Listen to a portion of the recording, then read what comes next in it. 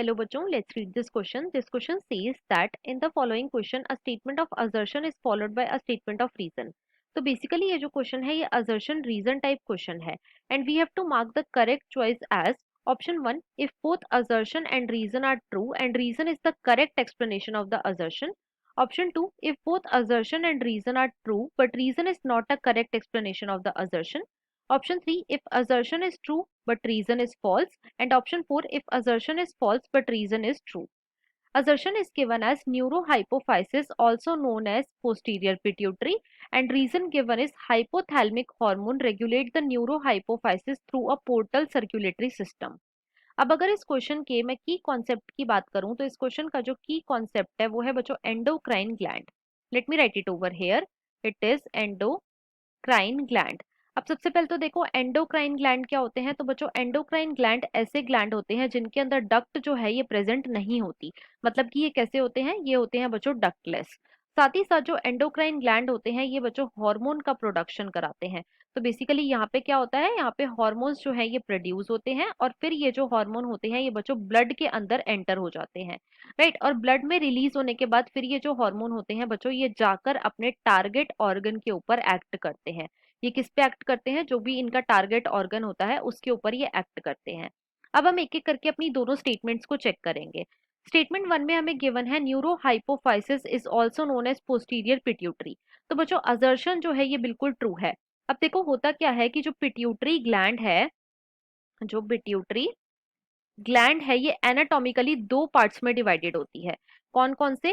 First part होता है बच्चों adeno hypophysis. First is adeno hypophysis,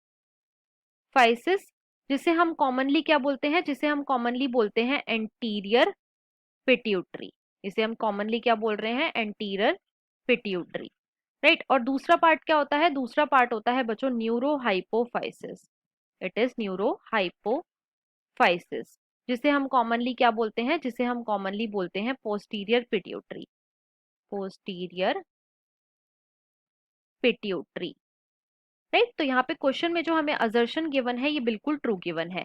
reason में हमें क्या गिवन है, रीजन में बच्चों हमें गिवन है hypothalamic hormone regulate the neuro hypophysis through a portal circulatory system. तो बच्चों ये हमें फॉल्स गिवन है. कैसे? देखो जो हाइपोथैलेमस होता है, थैलेमस होता है बच्चों, इसके अंदर कुछ न्यूरो सेक्रेटरी सेल्स प्रेजेंट होते हैं जिन्हें हम बोलते हैं न्यूक्लियाई.